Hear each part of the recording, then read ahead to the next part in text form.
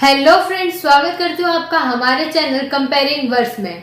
तो दोस्तों, आज हम उन दो बड़े दिग्गज कलाकारों के बारे में कंपैरिजन करने वाले हैं जिसमें से एक न केवल अपनी गायकी बल्कि एक्टिंग के लिए भी काफी ज्यादा जाने जाते थे, तो वहीं दूसरे एक ऐसे संगीतकार हैं जिन्हें लोग प्यार से पंचम दा के नाम से भी जानते थे। वहीं दोस्तों, आपको बता दें कि आज हम कंपैरिजन करने वाले हैं किशोर कुमार और आर डी बर्मन के बीच में। तो आइए आज की वीडियो में इस अनोखे कंपैरिजन को जानते हैं। इसके लिए हमारी वीडियो को अंत तक जरूर देखें। साथ ही वीडियो पसंद आए तो इसे लाइक करना और शेयर करना बिल्कुल भी ना भूलें। तो दोस्तों, आइए बिना समय गवाए दोनों के बारे में जानना शुरू करते हैं और शुरुआत करते हैं किशोर कुमार जी से। तो किशोर कुमार जी, जिनका जन्म 4 अगस्त 1929 को खंडवा मध्य प्रदेश में हुआ था। वहीं दोस्तों, अगर उनके देहांत की बात की जाए तो उनका देहांत 13 अक्टूबर 1987 में हुआ था। भारतीय सिनेमा के मशहूर गायक के रूप में जाने जाने वाले किशोर कुमार एक अच्छे अभिनेता भी रहे हैं। उन्होंने हिंदी सिनेमा उद्योग में बंगाली, हिंदी, मराठी, असमी, गुजराती, कन्नड़, भोजपुरी, मलयालम, उड़िया और उर्दू सहित कई भारतीय भाषाओं में भी गाना गाया है। उनको उनकी गायकी की वजह से 8 फिल्मफेयर पुरस्कार भी मिले हैं और उस श्रेणी में सबसे ज्यादा फिल्मफेयर पुरस्कार जीतने का रिकॉर्ड भी बनाया है। और वहीं आपको बता दें कि उसी साल उन्होंने मध्य प्रदेश सरकार द्वारा लता मंगेशकर पुरस्कार से भी सम्मानित किया गया था। उस वर्ष के बाद से मध्य प्रदेश सरकार ने किशोर कुमार पुरस्कार, एक नया पुरस्कार जारी किया था और उन्होंने अपनी गायकी से अन्य पुरस्कारों के अलावा कई लोगों के दिल भी जीते थे। साथ ही दोस्तों, आपको बता दें कि किशोर जी ने शुरुआत में एक अभिनेता के रूप में फिल्मी इंडस्ट्री में अपना कदम रखा था सन 1946 में। आपको बता दें कि इस फिल्म में उनके बड़े भाई अशोक कुमार ने प्रमुख भूमिका निभाई थी। दोस्तों, आपको बता दें कि किशोर कुमार जी ने सबसे पहले एक अभिनेता के रूप में फिल्मी इंडस्ट्री में कदम रखा था। उनकी पहली फिल्म थी सन 1946 में आई शिकारी, जिस फिल्म में उनके बड़े भाई अशोक कुमार ने मुख्य भूमिका निभाई थी। उन्हें पहली बार गाने का मौका मिला सन 1948 में बनी फिल्म जिद्दी में, जिसमें उन्होंने देव आनंद के लिए गाना गाया था। लेकिन आपको बता दें कि जिद्दी की सफलता के बावजूद उन्हें ना तो कोई पहचान मिली और ना ही कोई खास काम मिला। उन्होंने 1951 में आई आंदोलन में हीरो के रूप में भी काम किया, लेकिन वो फिल्म भी फ्लॉप हो गई। 1954 में उन्होंने बिमल रॉय की फिल्म नौकरी में एक बेरोजगार युवक की भी भूमिका निभाई थी और फिर उन्होंने अपनी प्रभावशाली एक्टिंग से अपनी एक अलग पहचान बनाई। इसके बाद उन्होंने साल 1955 में बनी फिल्म बाप रे बाप, 1956 में आई नई दिल्ली, 1957 में मिस्टर मेरी और आशा और 1958 में बनी चलती का नाम गाड़ी, जिसमें किशोर कुमार जी ने अपने दोनों भाइयों अशोक कुमार और अनूप कुमार के साथ काम किया और उनकी अभिनेत्री थी मधु बालाजी। ये भी मजेदार बात है कि किशोर जी की शुरुआत की कई फिल्मों में मोहम्मद रफी ने किशोर कुमार के लिए अपनी आवाज दी थी। मोहम्मद रफी जी ने फिल्म रागिनी और शरारत में किशोर कुमार जी को अपनी आवाज उधार दी, तो मेहनत के फल के रूप में लिया सिर्फ 1 रुपया। और वहीं दोस्तों, आपको बता दें कि किशोर कुमार जी काम के लिए पहले पहुंचे थे SD बर्मन के पास, जिन्होंने पहले भी उन्हें सन 1950 में बनी फिल्म प्यार में गाने का मौका दिया था। SD बर्मन ने उन्हें फिर बाहर फिल्म में एक गाना गाने का मौका दिया और कसूर आपका ये गाना गाने का मौका दिया और ये गाना काफी ज्यादा हिट भी रहा था। लेकिन दोस्तों, आपको बता दें कि किशोर जी शुरू से ही केवल अपनी एक्टिंग पर ज्यादा फोकस करते थे। शुरू में किशोर जी को SD बर्मन और अन्य संगीतकारों ने अधिक गंभीरता से उन्होंने नहीं लिया और अपने संगीत को केवल हल्के स्तर पर ही बनाए रखा। आपको बता दें कि किशोर कुमार जी की गायकी से SD बर्मन उनसे इतने ज्यादा प्रभावशाली थे कि उन्होंने कई बार किशोर जी को गाने का मौका भी दिया था। साथ ही दोस्तों आपको बता दें कि आर डी बर्मन जो कि एस डी बर्मन के बेटे हैं, उनके संगीत निर्देशन में किशोर जी ने मुनीम जी, टैक्सी ड्राइवर, फंटूस, 9-11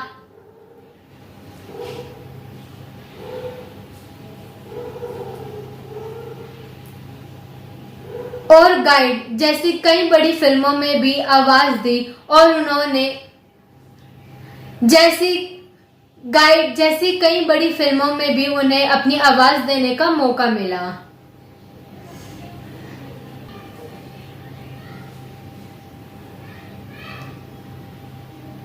लेकिन दोस्तों जो बात किशोर जी की करियर की सबसे चौंका देने वाली है वो ये है कि किशोर जी ने हिंदी के साथ साथ तमिल, मराठी, असमी, गुजराती, कन्नड़, भोजपुरी, मलयालम, उड़िया और उर्दू फिल्मों के लिए लगभग 700 गीत गाए हैं। जी हाँ दोस्तों, किशोर जी ने अपने पूरे करियर के दौरान 700 गीत गाए हैं और ये बहुत ही ज्यादा चौंका देने वाली बात है।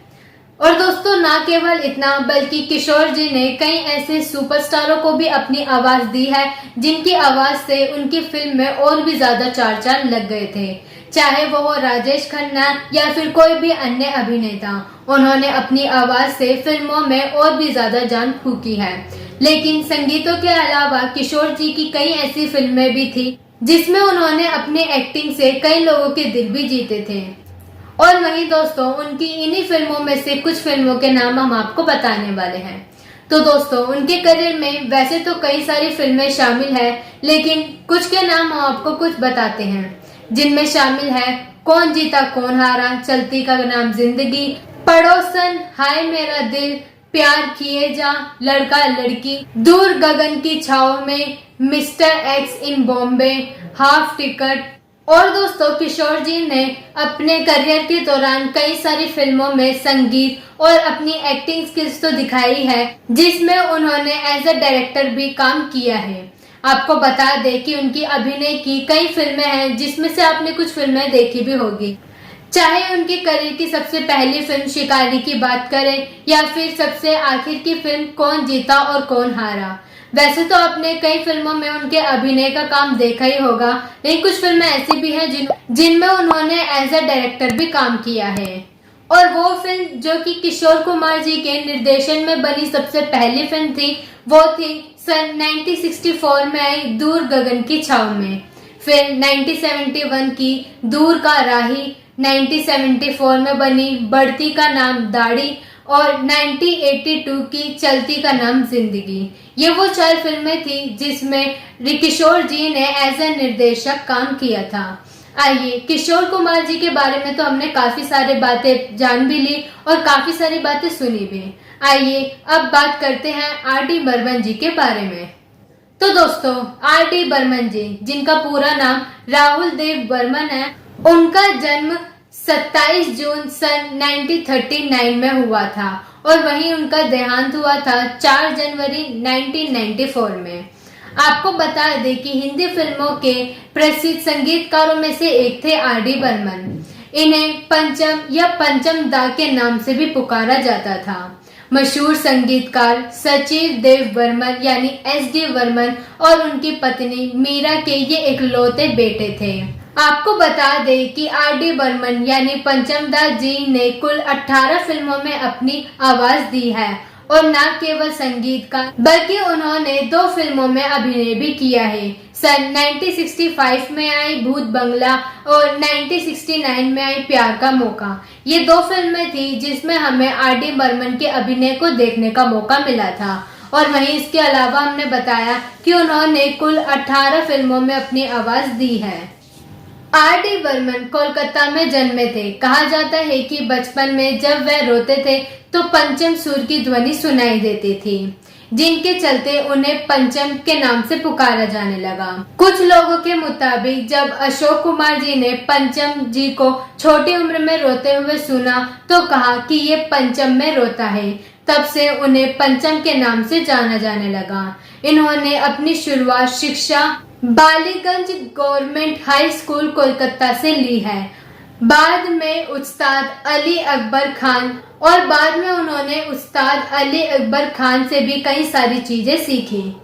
और वहीं दोस्तों आपने आर डी बर्मन जी के अलावा इनके पिता एस डी बर्मन जी के बारे में भी जरूर सुना होगा। इनके पिता सचिव देव बर्मन यानी एस डी बर्मन जी, जो खुद हिंदी सिनेमा के बड़े संगीतकार थे, ने बचपन से ही आर डी बर्मन को संगीत के सारे दांव पे सिखाना शुरू कर दिया था। राहुल देव बर्मन जी यानी आर डी बर्मन जी ने शुरुआती दौर में शिक्षा कोलकाता के सरकारी स्कूल से प्राप्त की थी। केवल 9 वर्ष की उम्र में ही उन्होंने अपना पहला संगीत ऐ मेरी टोपी पलट के को दिया, जिसे फिल्म फंटूश के उनके पिता ने इस्तेमाल किया था। साथ ही दोस्तों आपको बता दें कि छोटी सी उम्र में ही पंचम दान ने सर जो तेरा चकराए की धुन तैयार की थी, जिसे गुरुदत्त की फिल्म प्यासा में लिया गया था। और वहीं दोस्तों आपको बता दें कि जहां एस डी बर्मन और उनके बेटे आर डी बर्मन दोनों ही संगीतकार थे, लेकिन दोनों के जो संगीतों की शैली थी वह काफी अलग थी। आर डी बर्मन जहां हिंदुस्तानी के साथ पाश्चात्य संगीत का भी मिश्रण करते थे, जिससे भारतीय संगीत को एक अलग पहचान मिली, लेकिन उनके पिता सचिव देव बर्मन यानी एस डी बर्मन जी को पाश्चात्य संगीत का मिश्रण रस नहीं आता था। वहीं दोस्तों अगर आर डी बर्मन जी के करियर की शुरुआत की बात की जाए तो उन्होंने शुरुआत में बतौर एक सहायक रूप काम किया था। शुरुआती दौर में वह अपने पिता के संगीत सहायक थे। उन्होंने अपने फिल्मी करियर में हिंदी के अलावा बंगला, तमिल, तेलुगु, मराठी में भी काम किया है। साथ ही दोस्तों आपको बता दें कि उन्होंने अपने पिता एस डी बर्मन के साथ मिलकर भी कई सफल संगीत दिए, जिसे बकायदा फिल्मों में भी इस्तेमाल किया जाता था। संगीतकार के रूप में आर डी बर्मन जी की पहली फिल्म छोटे नवाब, जो कि सन 1961 में आई थी, जबकि पहली सफल फिल्म तीसरी मंजिल जो कि 1966 में आई थी वो थी। साथ ही दोस्तों आपको बता दें कि 70 के दशक के आरंभ में आर डी बर्मन जी ने भारतीय फिल्म जगत के एक लोकप्रिय संगीतकार बन गए थे। उन्होंने लता मंगेशकर, आशा भोसले, मोहम्मद रफी और किशोर कुमार जैसे बड़े कलाकारों से अपने फिल्मों में गाने गवाए थे। 1970 में उन्होंने 6 फिल्मों में अपने संगीत दिए, जिसमें कटी पतंग काफी सफल रही। यहाँ से आर डी बर्मन जी के संगीतकार के रूप में काफी सफलता मिली। बाद में यादों की बारात, हीरा पन्ना, अनामिका जैसी बड़ी फिल्मों में भी उन्होंने संगीत दिया। आर डी बर्मन जी के बतौर संगीतकार अंतिम फिल्म सन 1942 में और लव स्टोरी रही। वर्ष 1994 में इस महान संगीतकार का देहांत हो गया था। आर डी बर्मन जी ने अपने जीवन काल में भारतीय सिनेमा को हर तरीके के संगीत दिए। आज के युग के लोग भी इस संगीत को सुनना काफी ज्यादा पसंद किया करते हैं और अपनी संगीत की कला के वजह से ही उन्हें बड़े संगीतकारों में से एक माना जाता है। और दोस्तों जहां आर डी बर्मन जी के करियर की शुरुआत 1966 की आई फिल्म तीसरी मंजिल से हुई थी, तो वहीं उनकी आखिरी फिल्म के चलते उनका ये करियर खत्म हुआ और साथ ही उनके देहांत के बाद उनका जो ये संगीत था वो हमारे दिलों में रह गया और वह खुद इस दुनिया को छोड़कर चले गए। तो दोस्तों ये थी कुछ बातें जो कि हमने आपको आर डी बर्मन जी के बारे में बताई। तो दोस्तों अब आप हमें कमेंट सेक्शन में बताएं कि किशोर कुमार जी या फिर आर डी बर्मन जी वो कौन से संगीतकार हैं जिनके गाने सुनना आपको सबसे ज्यादा पसंद है, हमें कमेंट सेक्शन में जरूर बताएं। साथ ही इन दोनों के वो कौन से गाने हैं जिन्हें आप अक्सर अपने खाली समय में सुनते हैं, उनके नाम भी जरूर लिखें। हम आपसे मिलते हैं अगली वीडियो में ऐसे और भी दिलचस्प कंपैरिजन के साथ। तो जाने से पहले चैनल को सब्सक्राइब जरूर करें। साथ ही चैनल से जुड़ी नोटिफिकेशन सबसे पहले पाने के लिए साथ में बने बेल आइकन को भी जरूर प्रेस करें। हम आपसे मिलते हैं अगली वीडियो में।